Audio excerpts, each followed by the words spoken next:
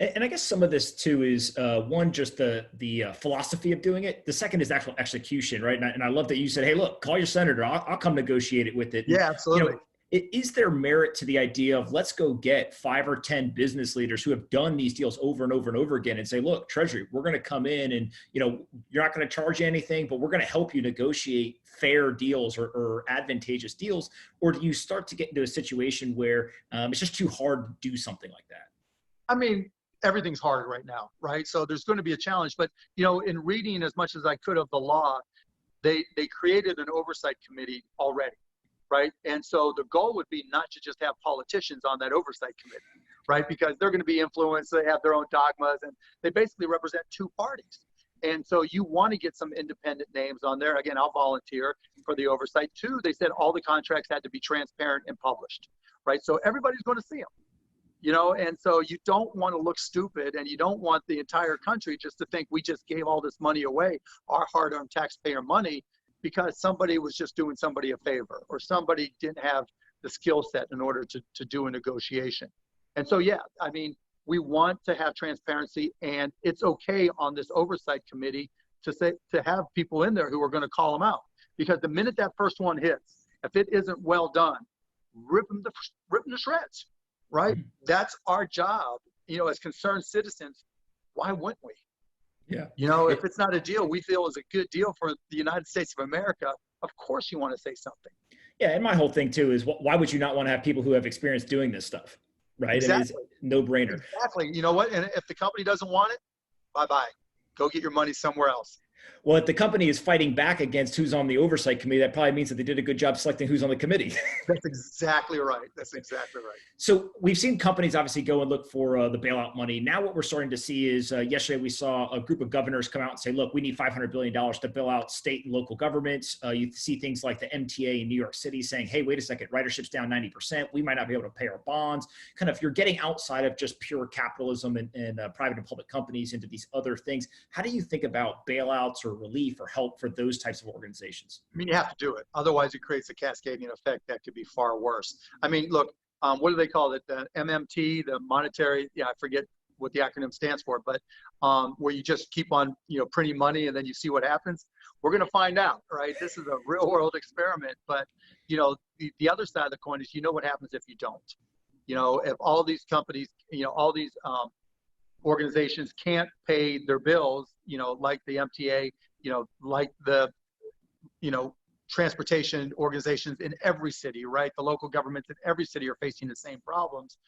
If we don't pay it, we know what will happen. So we've got to try it. So yeah, I'm not opposed to it, but you got to make sure there's no fluff in there, right? Yeah. And you've got to make sure that it's being run as efficiently as possible. And then look, I'm a libertarian at heart, and the idea of government being efficient is an oxymoron, but we don't have a lot of options. We just have to try to have some good oversight. Yeah. Are you then worried? I generally agree that they're going to have to do it, right? They're in a lose-lose situation. They got to do it. Do you get worried about inflation on the other side of this, where it could get out of hand because they're just printing? But we thought about that before. It was just like, okay, when we do all these bailouts in 2009, 2010, inflation's going to be rampant. And it wasn't, and then we've had, other scenarios where the interest rates go down to zero or negative interest in other countries, and inflation hasn't been rampant. It's been, deflation has been more of a risk than inflation. So, every economist will give you a different answer. I don't have an answer, but we'll find out, won't we? And then we'll know for the future, because this is, a great experiment for future generations. Now, hopefully they're not going to go through the same shit we're going through, but at the same time, we'll learn about monetary policy. We'll learn about fiscal policy. We'll learn about the impact of interest rates, and we'll go from there. Yeah, makes sense. One of the things that I've been thinking a lot through is this balance between the health crisis and the economic crisis. And I think a lot of people look at it black and white. They say, hey, either you stop the health crisis or you stop the economic crisis. You just can't make that decision. And so how do you think through on a framework basis, like you got to address both of them? It's like, what are some of those solutions that we can move towards? Well, kind of the way I'm looking at it, I actually see the health crisis as being short term, right? But the economic crisis as being potentially much longer term. But you've got to deal with both of them, right? And so all the things we've been talking about in terms of the economic issues, yeah, you have to address that. We're going to have to create jobs. We're going to have tracers that do, hire 500,000, 1 million people that just go trace all these illnesses and see where they trace back to, if only to create work, right? We're going to have to do things like AmeriCorps is a great program that has a small budget, give them a huger budget, because we're going to have to create jobs. And that's going to be a long-term issue that we address. Hopefully, like in 2009, 2010, we start to come out of it relatively quickly in couple years, hopefully.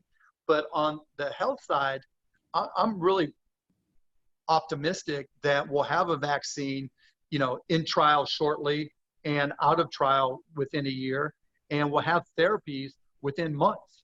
But even those therapies are going to take time to build confidence.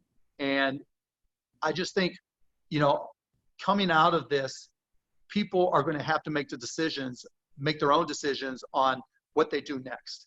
And that'll define where we go from here. And that's just going to take agility, and that's going to be the operative word for America 2.0, being resilient, being able to bounce back, and being agile, those two things. And, but agility is going to be word number one. Yeah, it's really interesting too, because I think that the way we kind of went into quarantine and lockdown really drove the point home, right? It's like, hey, get your asses at home, stay at home. We got to, crush the curve, all the things that we saw on social media, et cetera. The flip side of this is now, how do we come out of it, right? And I think that actually the way you come out of the quarantine has a lot of impact on the psychology. Do people go spend? Will they go to that movie theater? Will they do this stuff? Any thoughts on just like, what's the way to think? Yeah, the answer is no, right? Because it's going to be a process. There is no one thing. There is no light switch like everybody's saying. It will be a process where you'll build trust, and you have to know that going into the deals that you do. So if part of a bailout for an airline, if the government spends across all the airlines $1 billion a year for airline seats for commercial travel, let's prepay that $1 billion, and let's work out a deal with the airlines to say, okay, the first travelers on your planes are going to be government employees.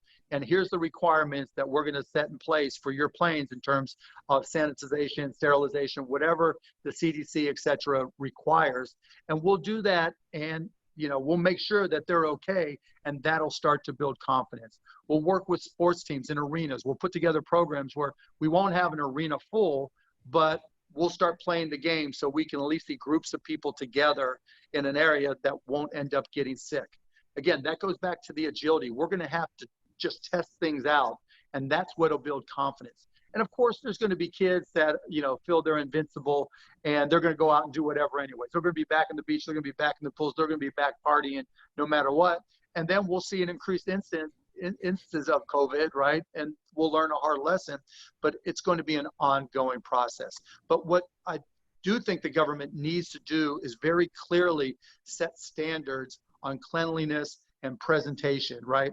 And information, so that if you're going to the park and there's a park bench and you want to bring your grandma there, you want to see a seal of approval that says this was the last time this bench was sanitized, right? And it may be an app where you just pointed at it. It may be AR where it shows to, whatever it may be. They're going to have to be things that the government sets as standards that are confidence builders for us. Just like when we went back after 9/11 and we had the TSA there and the lines were long and you knew it was a pain in the ass and you knew you couldn't just run to the gate anymore, but that helped give us confidence. We'll need the same type of standards from the CDC, so that, or NIH, whoever it may be, so that we know that the right things are being done, because we can see the stickers everywhere. And when that starts to happen and people don't get sick, then you'll start to see an acceleration of people coming out and the new abnormal, if you will.